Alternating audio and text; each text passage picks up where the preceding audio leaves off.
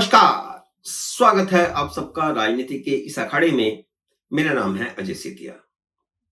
मित्रों, तिरुपति बालाजी के लड्डुओं ने देश में तहलका मचा दिया है।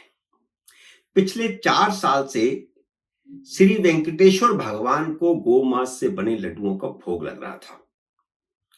चंद्रबाबू नायडू ने यह आरोप लगाते हुए हवा में तीर नहीं चलाया है। नेशनल डेयरी डेवलपमेंट बोर्ड की लेबोरेटरी जांच में पाया गया है कि जो घी लड्डुओं के लिए इस्तेमाल किया जा रहा था उसमें गाय और सूअर की चर्बी पाई गई है। अब क्योंकि नेशनल डेयरी डेवलपमेंट बोर्ड की लेबोरेटरी गुजरात में है तो इसमें नरेंद्र मोदी का नाम भी जोड़ दिया जाएगा। मोदी की साजिश बता दिया जाएगा और उसकी तैयारी तो आंध्र प्रदेश में शुरू हो चुकी है। सच्चाई यह है कि पहले कर्नाटक दुग्ध बोर्ड तिरुपति को घी सप्लाई करता था, लेकिन जगन मोहन रेड्डी के मुख्यमंत्री बनने के बाद घी की कीमत को लेकर के विवाद हुआ और मंदिर के सरकारी बोर्ड ने वहां से घी लेना बंद कर दिया। इसकी जांच होगी तो जरूर पता चलेगा कि क्या इसमें रिश्वत का भी कोई मामला था या नहीं। यह हो नहीं सकता कि तिरुपति मंदिर कीमत के कारण शुद्धता से समझौता करे, लेकिन शुद्धता से समझौता हुआ। कर्नाटक से घी लेना बंद करके राजस्थान से घी मंगवाना शुरू किया गया, जो पहले से ही घी में मिलावट के लिए बदनाम रहा है। पिछले साल ही जयपुर में नकली घी बनाने की एक बहुत बड़ी फैक्ट्री पकड़ी गई थी। इससे पहले भी हर दीपावली पर नकली घी के भंडार पकड़े जाते रहे हैं। इस बारे में कर्नाटक का दुग्ध बोर्ड बड़ा खुलासा कर सकता है। अब इसमें एक दूसरा एंगल धर्मांतरण का है। पूर्व मुख्यमंत्री जगन मोहन रेड्डी इस बात से इनकार करते रहे हैं कि वह ईसाई हैं। जगन मोहन रेड्डी ने अपने चाचा वी सुब्बा रेड्डी को तिरुमाला तिरुपति देवस्थानम बोर्ड का अध्यक्ष बनाया था। जब उन्हें अध्यक्ष बनाया गया था तब भी विवाद उठा था कि वह ईसाई हैं और उन्हें मंदिर बोर्ड का अध्यक्ष कैसे बना दिया गया। तब वी सुब्बा रेड्डी ने इस बात से इनकार किया था कि वह ईसाई हैं।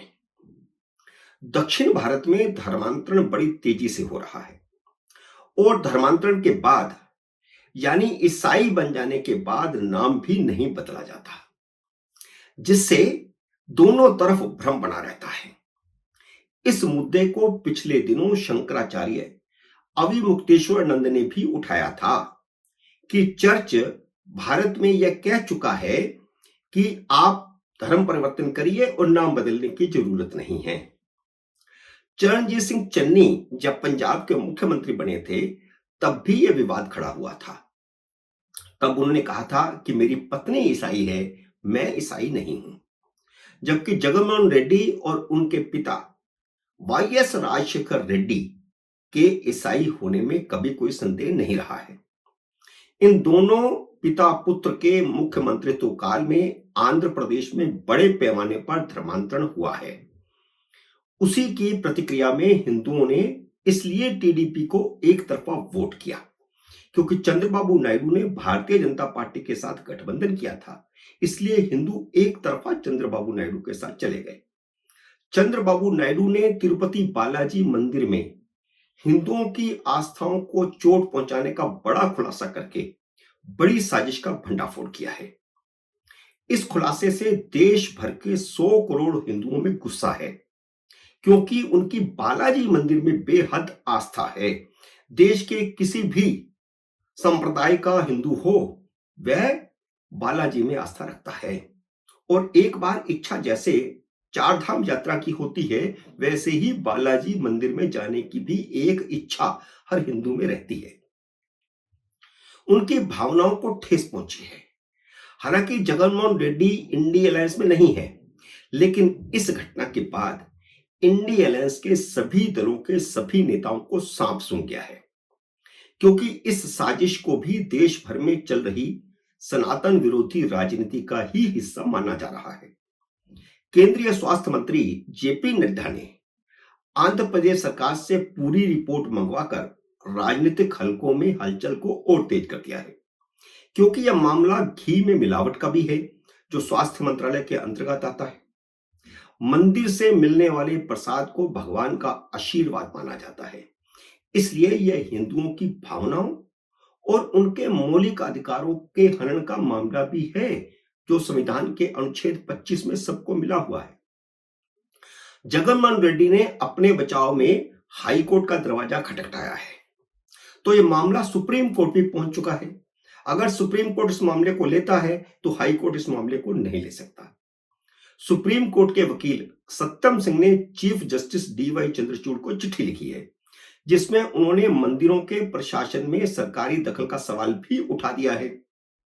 देखना होगा कि कुछ दिन पहले भगवान गणेश को लड्डुओं का भोग लगाने वाले चीफ जस्टिस डीवाई चंद्रचूड़ धार्मिक भावनाओं वाले इस केस को किस तरह लेते हैं।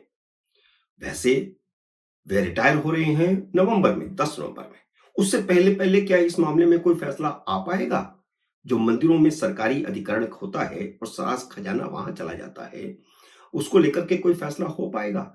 और यह ध्यान रखना चाहिए कि राम जन्मभूमि मंदिर फैसले में जो सुप्रीम कोर्ट की जजमेंट आई थी, उस बेंच में डीवाई चंद्रचूड़ भी थे, क्योंकि अब यह मामला हिंदुओं के मंदिरों की आजादी से जुड़ गया है।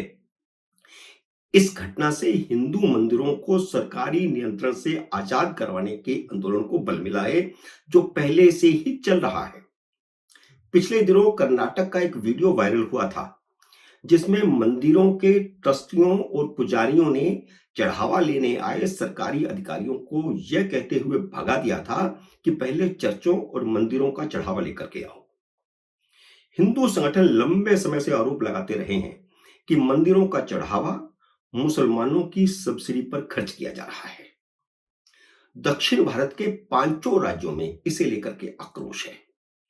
आंध्र प्रदेश के मुख्यमंत्री चंद्रबाबू नायडू ने पिछले दिनों सरकारी नीति में बदलाव करते हुए मंदिरों का पैसा मंदिरों पर ही खर्च करने की पारदर्शी नीति बनाई है। अब यह नीति दूसरे राज्यों को भी लागू करनी पड़ेगी।